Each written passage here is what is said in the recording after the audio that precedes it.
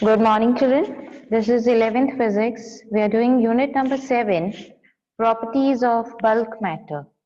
And in that, we are going to start with a chapter, that is chapter number 9.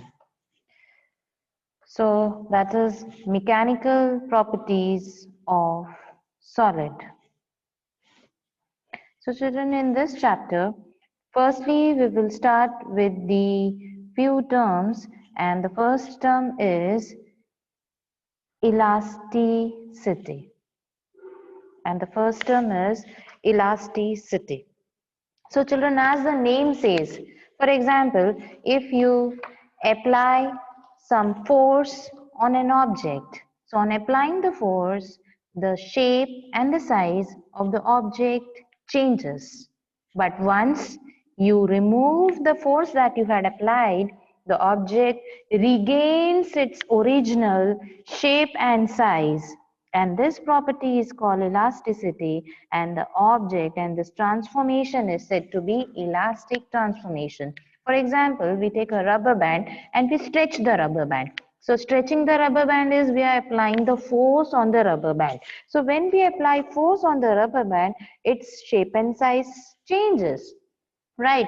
But as soon as we remove the applied force, the rubber band, it regains its original shape and size. So this deformation is called elastic deformation. The same thing you can see in spring, that when you stretch the spring shape and size increases, right? It changes, and so spring is said to be having elasticity.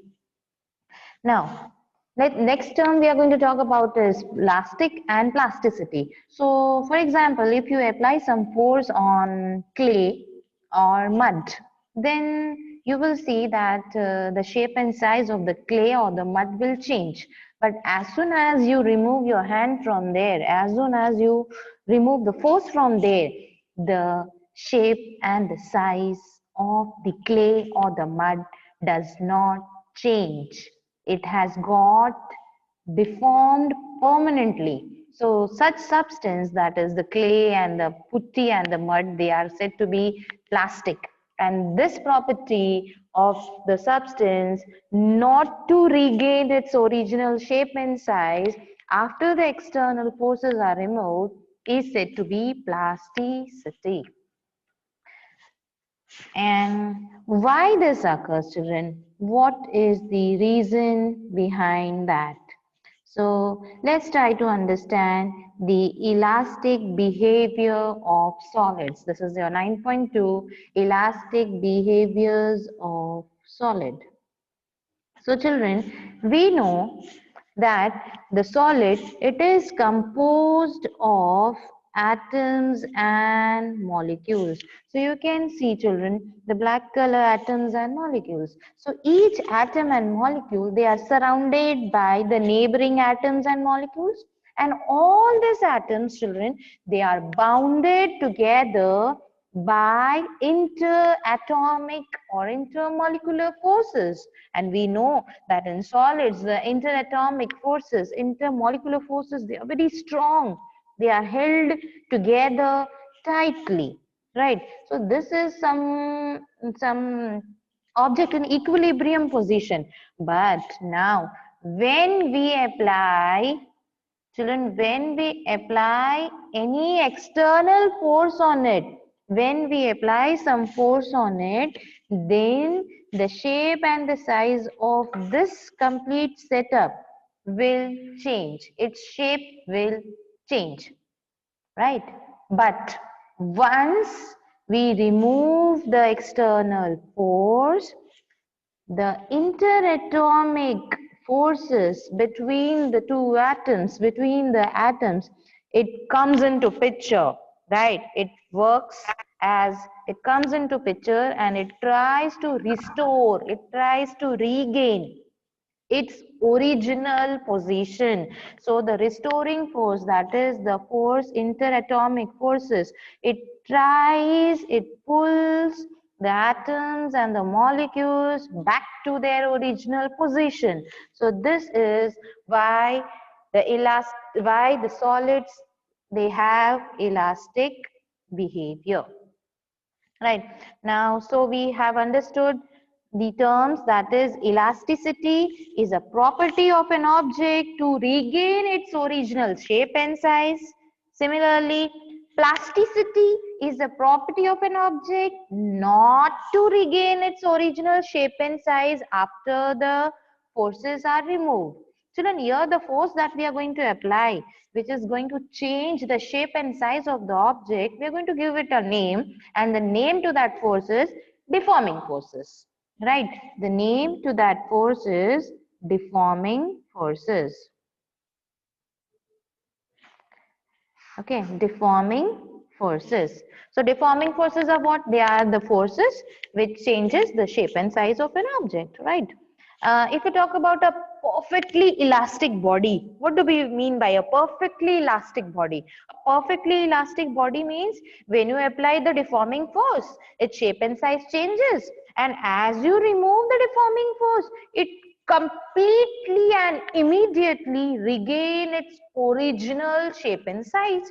That object will be said to be perfectly elastic body. Similarly, let's talk about perfectly plastic body. So children, perfectly plastic body means not it will not regain its original shape and size after the removal of deforming forces. They are said to be the perfectly plastic body.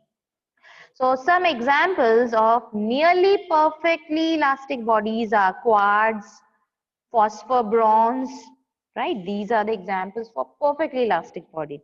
And nearly perfectly elastic plastic body examples are, as I told you, putty, mud, wax, clay. They are perfectly plastic body, nearly perfectly plastic body, right children?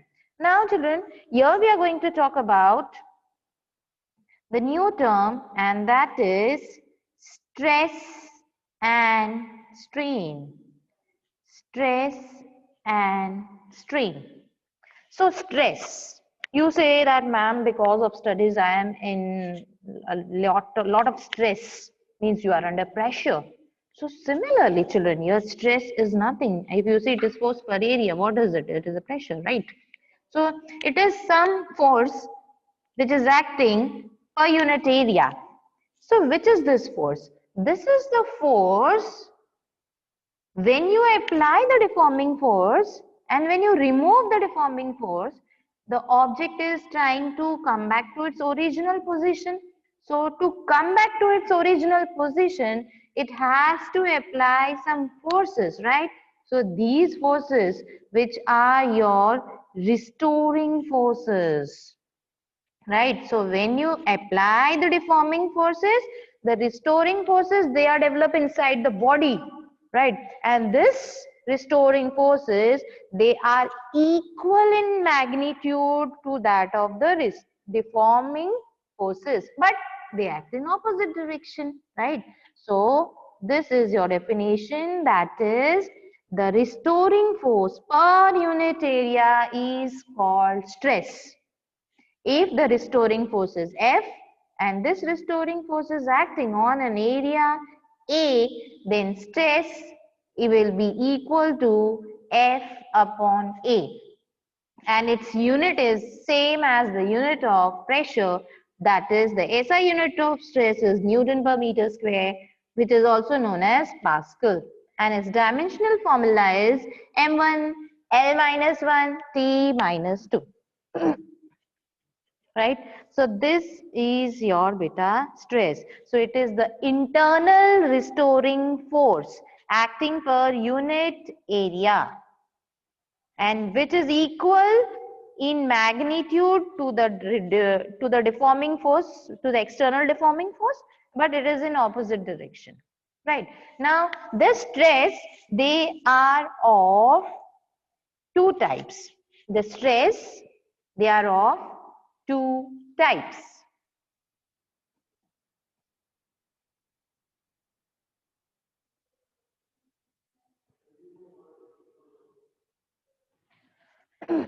Now, The first type of stress is, children,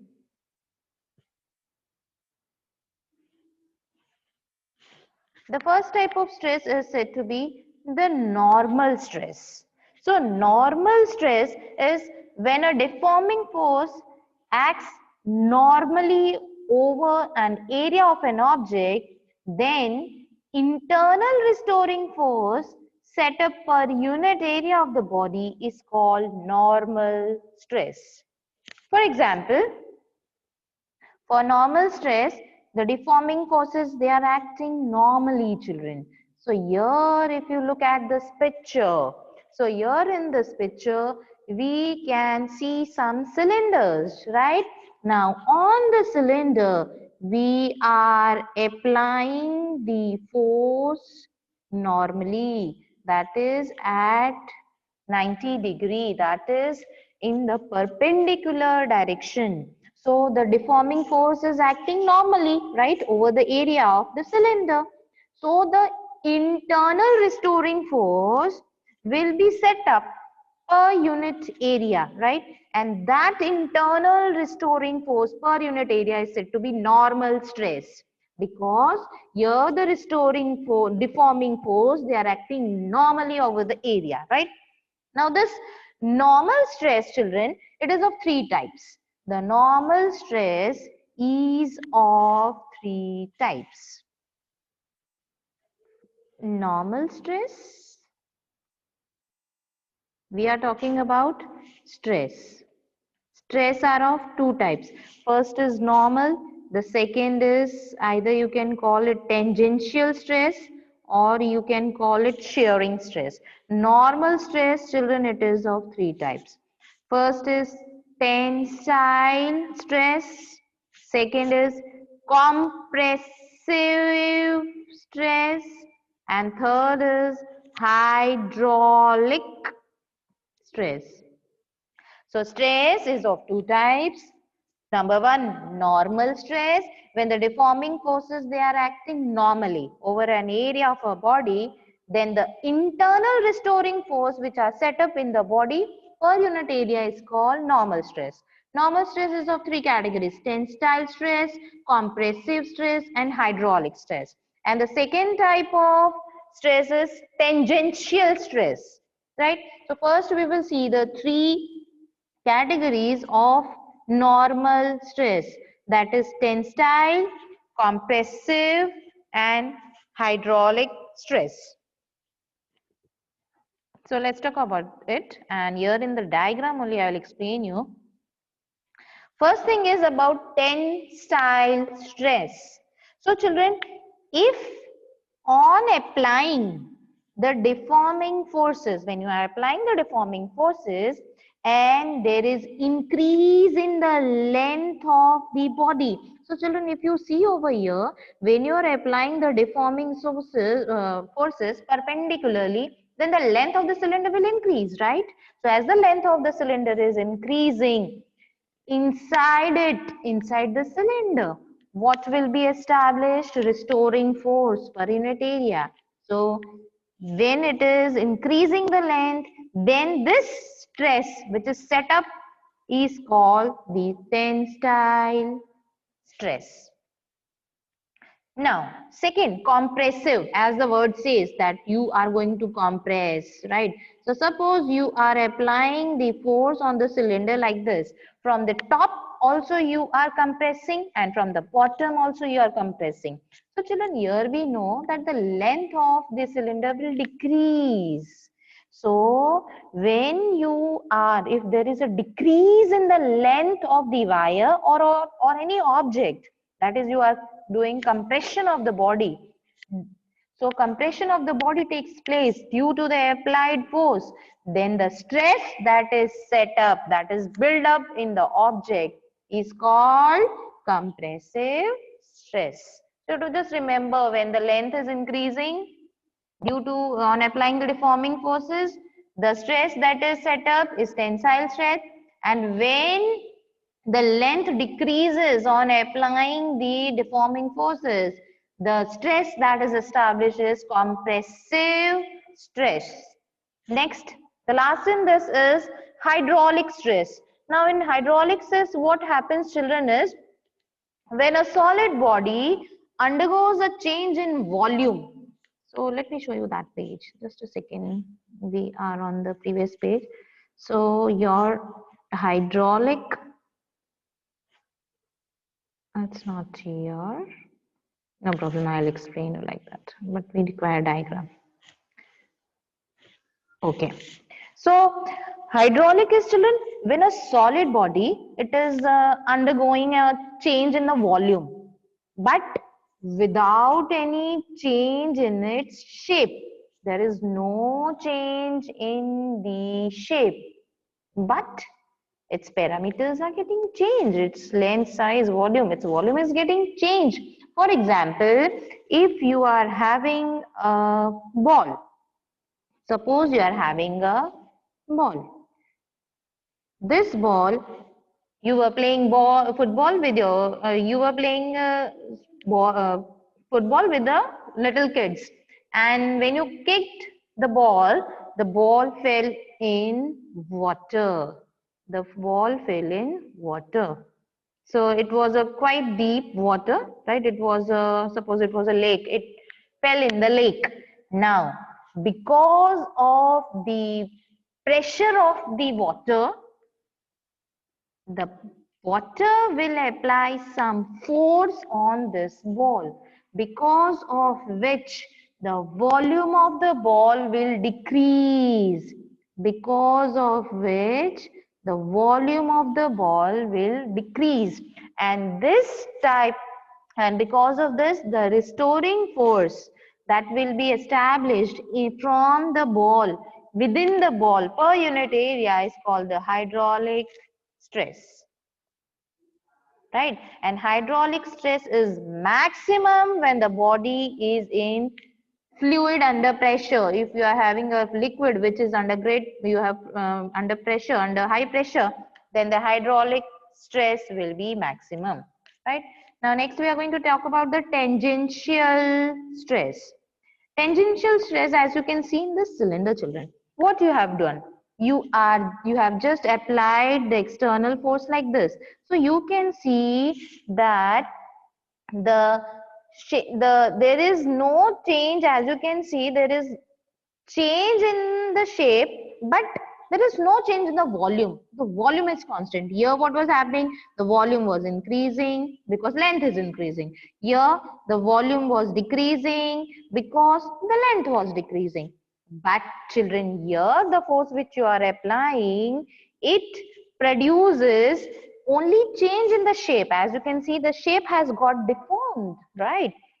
But the volume remains same. So the stress which is set up in this is known as tangential stress, or it is also known as shearing stress.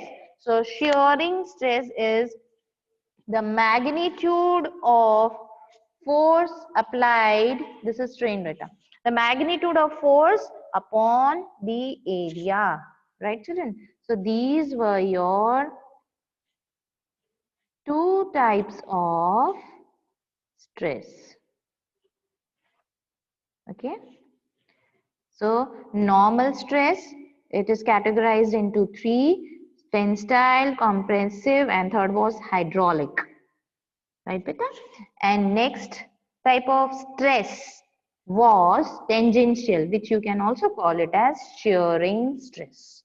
So all this stress, they have the unit of stress, that is Newton per meter square, or you can name it as Pascal. So stress over here is a scalar quantity. Fine, chalo. Now let's move to the next topic, and that is strain. That is strain. So children, when a deforming force is applied, suppose you are applying a deforming force on a body, then there is change in the configuration, there is change in the shape, there is change in the length, there is change in the volume, right? There is change. So the body which is undergoing this change will be said to be strained. The body is said to be deformed, and the ratio of कितना deform हुआ, कितना strain में आया वो, that is defined as the ratio of change upon original. It is defined as the ratio of change upon original. So here they have missed out something, that is here it should come del L. Del L is the change. Del L is the change in the length. For example, suppose I am having a spring over here, right? Now to this spring, suppose I apply a mass of 200 gram.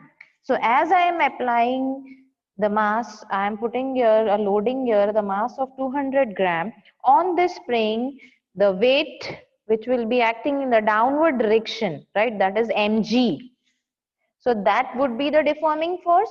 So under that, suppose the initial length of the spring is 5 centimeter, but on applying the deforming force, now the length becomes, suppose L dash, which is equals to 5.3 centimeter.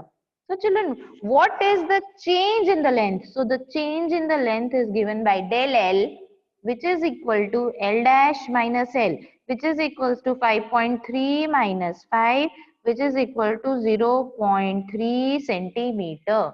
So your longitudinal strain is 0.3 upon 5. Longitudinal strain E is the when the deforming forces are applied and there is only change in length. Then the strain that is produced in the body is called longitudinal strain. And longitudinal strain is change in length upon original length. So it also does not, strain does not have any unit because it is the ratio of two same physical quantities, right? So आप deforming force लगा रहे हो और object की length में change आ रहा है, सिर्फ लेंथ में, तो उस ऑब्जेक्ट में कौन सा स्ट्रेन होगा? Longitudinal strain, right children? That is del L by L.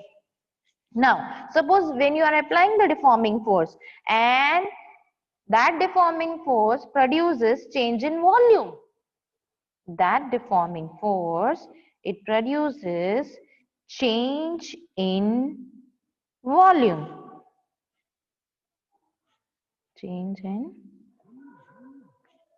volume, right? So change in volume, then the strain will be said to be volumetric strain. Then the strain will be said to be volumetric strain. So children, strain it is of three types. Strain is of three types. First is longitudinal strain. Second is volumetric strain is shearing strain. Longitudinal strain is that when you are applying the deforming force and that deforming force produces change in length only, then the strain produces longitudinal.